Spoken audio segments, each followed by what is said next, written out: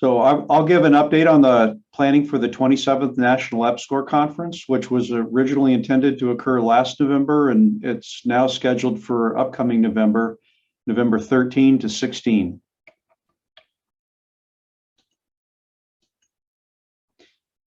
Portland, Maine is a very eclectic community. The community's grown tremendously in the last 30 years or so. You know, I was a younger person growing up in that area several decades back. If you haven't visited Maine and if you haven't visited Portland itself, this is an excellent website that I'll direct you to, and they have a lot of good content. It'll give you a comprehensive overview of the city. So please take a look. The main conference hotel is the Westin Portland Harbor View. There is a block room rate available there of $110 per night from the 13th to the 16th. We do have some rooms on a limited basis reserved for Friday the 11th and Saturday the 12th. We are encouraged to do that to accommodate individuals flying in from great distance who'd like to arrive early and become climatized to the Eastern time zone. We are currently looking at the overflow situation, and that's probably something we'll have to just keep our eyes on from week to week. And as we gauge the number of attendees, this conference typically draws around 350 people. It'd be great to see an uptick, you know, above that number. And we'll just keep working with hotels in the area to make sure that everyone has a good accommodation. In terms of traveling into Maine, the largest airport in the state is in Portland, Maine itself. And, you know, they have good flight availability from most connections around the country. If you'd like to come in to an even larger airport, Logan is 1 hour and 45 minutes away in the heart of Boston. If you come into Logan, there's a very good bus system that will drop you at a bus station in downtown Portland itself. And there's also a train. The train has fewer options in terms of times of day. I've personally done the bus between Boston and Portland before. It's very efficient, it's very clean, and I would recommend it. The overarching theme for the event is translating stakeholder needs into impactful research outcomes, and important elements of that will be team science and community science. You'll see it exposed throughout the event and keynotes and breakout sessions. There's 5 threads for the event overall, and 2 of them are shown here with focus on student engagement and early career researchers, early career faculty. We're developing a strong agenda for the students. There's a powerful component of communicating science and media engagement. There's some additional work to do to finalize all the arrangements, of course, but we're progressing nicely at this point. For early career, there are several sessions organized around NSF EPSCoR RFPs, grant opportunities in terms of proposal writing and grant management, as well as some broader themes such as broader impacts. This early career thread serves double duty in that a request from NSF EPSCoR is to work hard to bring in first-time attendees. And that means reaching out to individuals and institutions who are not currently engaged with NSF EPSCoR programming. So we've been doing a lot of preparation work to commence a digital outreach campaign that should kick off next week even. We're looking at primarily minority serving institutions and EPSCoR jurisdictions. We have a list of about 1,000 names right now, and we'll be reaching out to those individuals. And my interest is to have an outreach kit and make that available to all of the other EPSCoR offices in the country, and, you know, encourage your participation, because I know everyone has very good social media networks and contact lists individually for your local areas, and having your participation will help secure this vision of you know, a nice number of first-time attendees coming into the conference. Looking at the Sunday, which is the first official day of the event, there will be 2 different workshops. One's a full-day workshop. It's NSF EPSCoR sponsored cyber infrastructure led by Gwen Jacobs of Hawaii. And there's a half-day workshop on community science. Dr. Linda Silka from the University of Maine has had a very long and distinguished career with focus on community science. She's generously agreed to coordinate that workshop. In the evening on Sunday, there'll be a community science showcase and reception. You know, this, if you've been to other national conferences, you have a feeling for what that should look like, but it's a nice way to start the event. On the main conference days, Monday and Tuesday, they're kind of split days, with the AMs being spent at Merrill Auditorium, which there's a photograph here, which is in Portland. The keynotes will be held here, and then in the afternoon, we'll head back to the main conference hotel, and the opportunity to jump into concurrent breakout sessions will be there. On Monday evening or late Monday afternoon, the student poster session will occur, and there's also going to be a networking event for first-time attendees, and that event is being coordinated by Lillian Gamache of Vermont. On Wednesday, there'll be a traditional PD-PA meeting. It's been a few years since we've done this physically, but I know many of you have been to these meetings in the past. We're going to try to break that by 1 o'clock with boxed lunches to allow people to get back to the airport and commence travel. To expand a bit on the afternoon breakouts, you know, in addition to the early career and student-focused activities, there are 3 primary threads: workforce, research, and stakeholder engagement. These are running concurrently on both afternoons, and this design, the aim of the design is to allow good content, regardless of which part of the community you represent. There should be opportunities for content of interest to you throughout the afternoon, both days. So we've designed this looking carefully at feedback from previous national events. The workforce thread is being coordinated by EODs. Brent Ewers from Wyoming is one of the primary voices on the research design, and I'm working with him on that. And stakeholders will target more than one group, but an important group I'd like to give some attention to are state steering committees, state EPSCoR steering committees. And 2 of the sessions representative of that, one is on S&T plan development, another one is on state governance. We talked a little bit about state governance with steering committees at the Monday PD Council meeting. And just so everyone's aware, there's a follow-up discussion from that meeting occurring June 1 at 5 p.m. Eastern. And several people have already expressed interest to join that. So please jump into that discussion, because in some way, you know, we don't know if we do launch a state governance workshop, it's likely to occur after this meeting. So this meeting in November could be kind of setting the stage for a more formal 1 or 2 day workshop. There is participant travel support. I'm using the word dignitaries here because I have interest in going broader than this if at all possible, but every EPSCoR office will have the opportunity to identify 5 participants to essentially receive full travel support or near full travel support. And how those people are nominated and approved will mirror the previous national conferences. I myself have been to 3, I think, and we've designed the process looking carefully at the last 2, Montana and South Carolina. So there's good information about this process at the event's website already, and we're going to be sending out a detailed email to other EPSCoR offices, should be early next week. This will give you an idea of the fee structure for the event. Relative to the last time I shared this information, things have crept up a little bit due to the inflationary trend we're at, you know, in the country, and food pricing in particular, but we're working very aggressively to keep these fees at an affordable level to not be a barrier for first-time attendees to coming in. And, you know, to close the point, we'll be looking at the participant funds available and try to make adjustments. And, you know, if an EPSCoR office hasn't used all 5 in one jurisdiction, perhaps some of those funds could be reallocated to if another jurisdiction has a need greater than 5, say. So we'll be having ongoing communications and planning with all the EPSCoR offices nationally. Your help will be needed to make this work. This is the last slide. It's just an overview from Portland, and this is taken more or less from, I think, over the main conference hotel to give you an idea of the layout of the city. The main conference hotel is only a few blocks from the waterfront. So and there are many restaurants and establishments along the waterfront that are easy walk.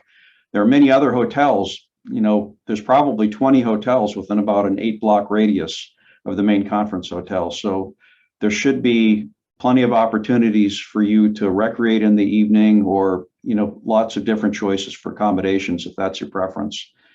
Something I remember from years ago, Ray Calloway, prior to the Montana National Conference, he was very kind and shared average temperatures for the month of the event. And I wanted to do that here just to give everybody some awareness. In recent years, Maine has been trending warmer. So I'm kind of, I'm thinking the last 3 years, if we had those numbers, they'd be larger than these numbers presented here. But the truth is, it could be anything from t-shirt weather to a heavy sweater or a coat. And we won't know until a few days before the event. So please think flexibly.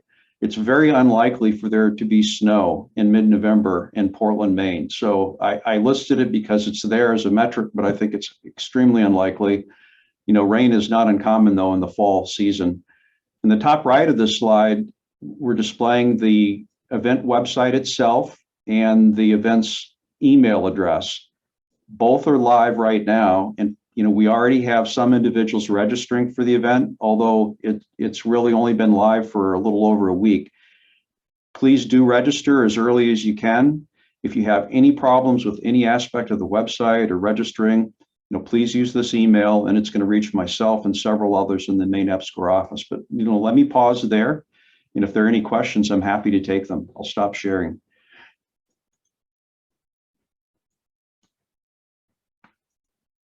So folks, if you have questions, feel free to either raise your hand or drop your questions into the chat, and we will be sure to get them answered.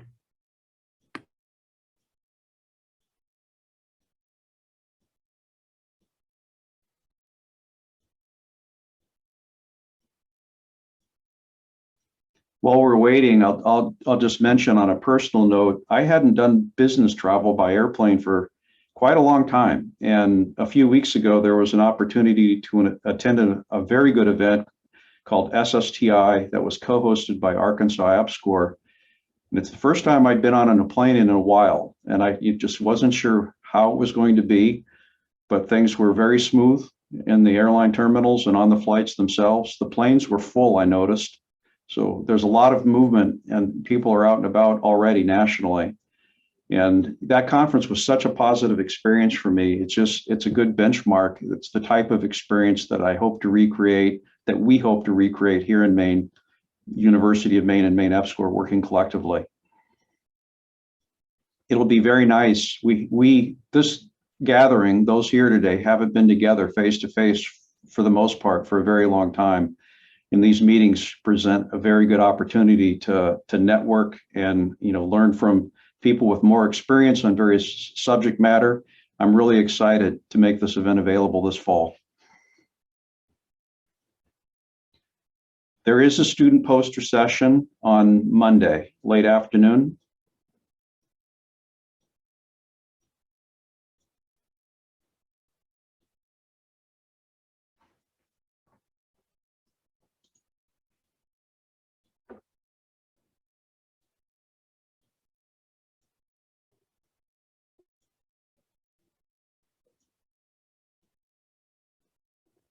So another question came in regarding the hotel. Did you mention the hotel is full already? No, it's very much not full already, while I'm expecting it to become full. This is the better way for me to say it. And I just I'm only noting that because it would be helpful for people to not wait to the last second. Don't wait till November 11th to book the hotel, please. Because if we see that the main hotel filling up, we're already taking steps to identify overflow capacity, with the assumption that attendance is going to be stronger than, say, it would have been if we ran this event, this current month, the month of May, and that was a plan, an interim plan. But I just want to monitor the level of enrollment and the room booking at the main event, and because we want to right size it and bring in overflow capacity at the right magnitude. I see someone asked about restaurant recommendations, and some are available through the event's website itself. Portland is one of the great food communities of the United States, You know, they've been recognized nationally multiple times in the last decade with their cuisine. So a lot of that information is already available on dedicated websites. We've exposed some of that information through the event website itself. We should also do a better job. In one of the planning committee meetings in recent weeks, one of the individuals was asking about lobster. And I rarely eat lobster in a restaurant because it's often cooked poorly. In Portland, it should be better than average, but I'd like to, you know, at minimum, have a few good recommendations for local seafood and have that available to all attendees. Make sure that if you opt for lobster, you don't get an overcooked lobster, et cetera.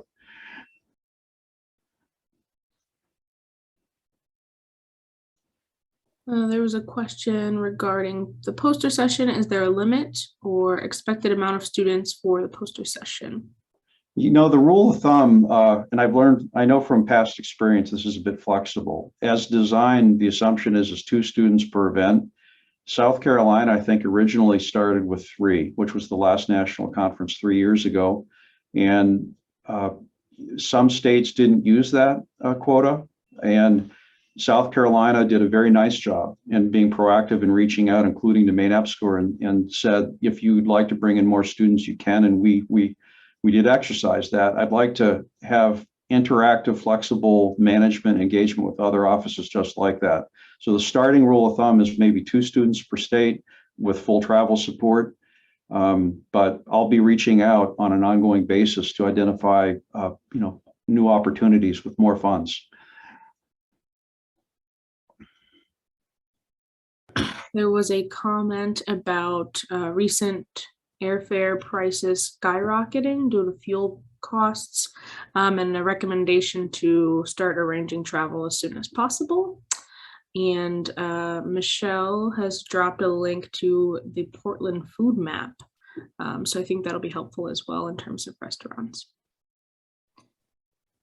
I have a colleague here in Maine who's flying to Seattle in a few weeks, and due to the surge in domestic travel, he opted to fly out of Logan to head to the West Coast and found the fare much better. So that may be a consideration in whether you choose to fly directly into Portland or Logan. I cannot predict what's going to happen with domestic airfares. If a lot of this is being driven by the situation in Europe, and when that resolves, we don't know.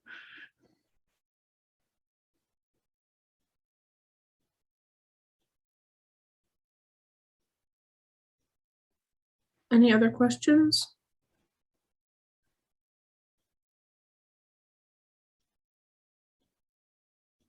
Well, thank you for the opportunity to share this information today. I think many here today are familiar with me because I've been in EPSCoR for a number of years now, but please don't hesitate to contact me at any point.